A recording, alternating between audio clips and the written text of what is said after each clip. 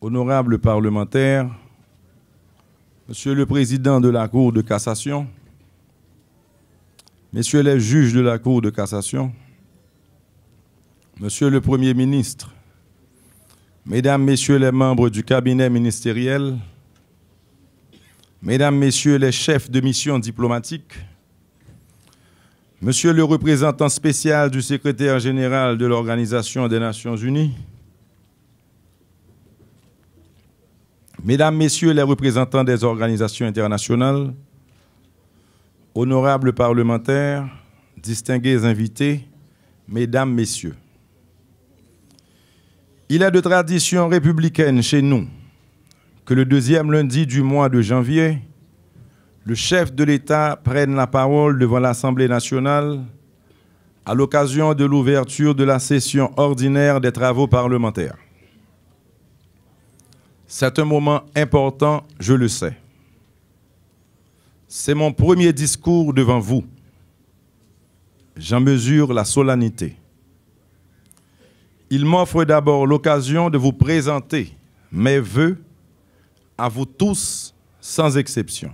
Pour votre bonheur personnel sûrement, celui de vos familles également. La famille n'est-elle pas le premier fondement de la société? Mais spécialement, je formule mes vœux pour qu'en 2012 s'établisse entre le pouvoir législatif et le pouvoir exécutif des rapports plus conformes à l'esprit de cette démocratie que je prône et que je souhaiterais plus sereine. La nôtre est jeune, elle en a la fougue, le dynamisme, parfois l'arrogance, mais elle reste animée toujours de cette sincérité.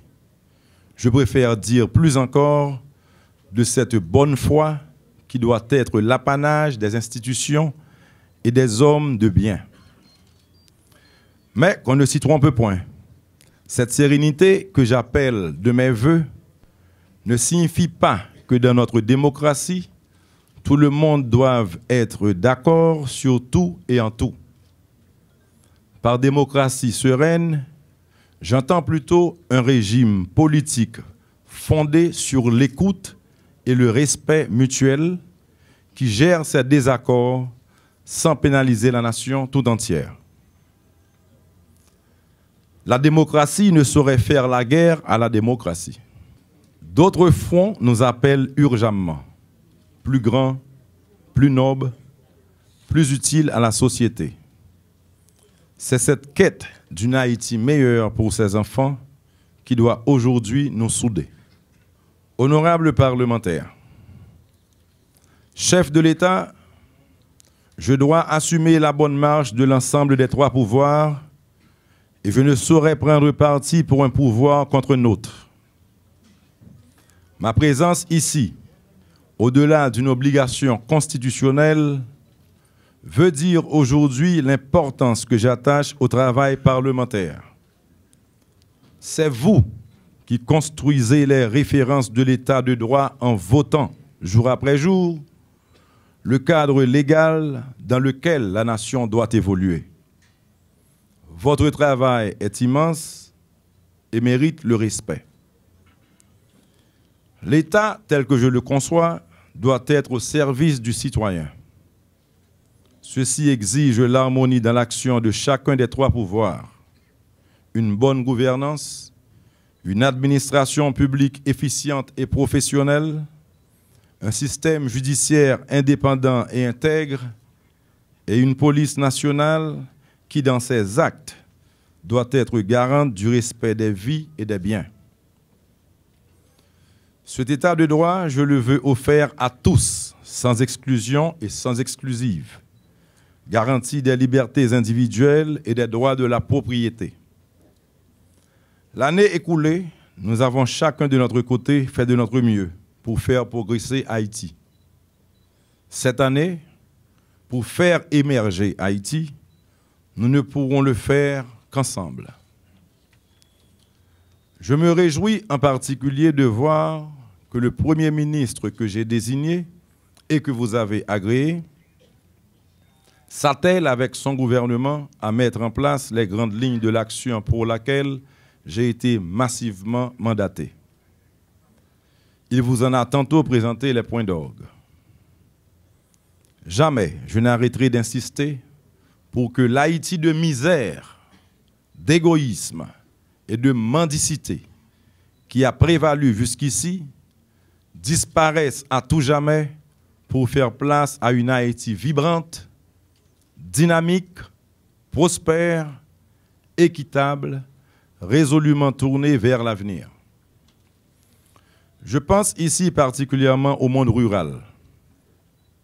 Le temps de rendre justice à la paysannerie haïtienne. Ce temps est arrivé. Cette composante de notre société, trop longtemps, a largement payé son dû sans rien recevoir en retour. Il est temps, il est grand temps, à un moment où une nouvelle génération est au pouvoir, de promettre une réponse aux paysans. Au gouvernement, je réitère ma demande.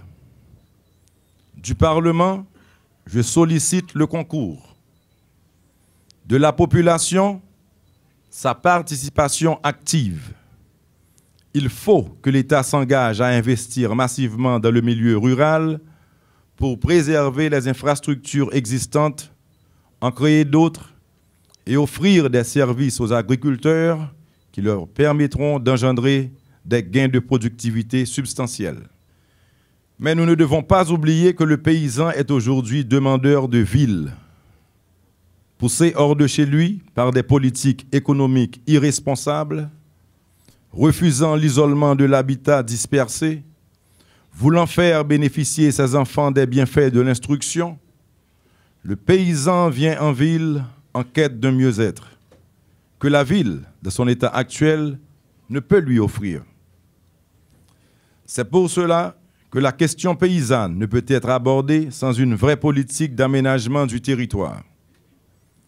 Aménager le territoire, c'est s'assurer que l'on a mis les bonnes infrastructures aux bons endroits, que l'on a pris en compte les besoins des populations pour dimensionner et assurer les services de base.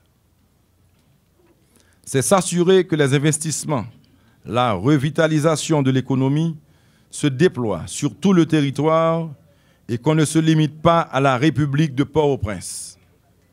C'est la base de la déconcentration et de la vraie décentralisation.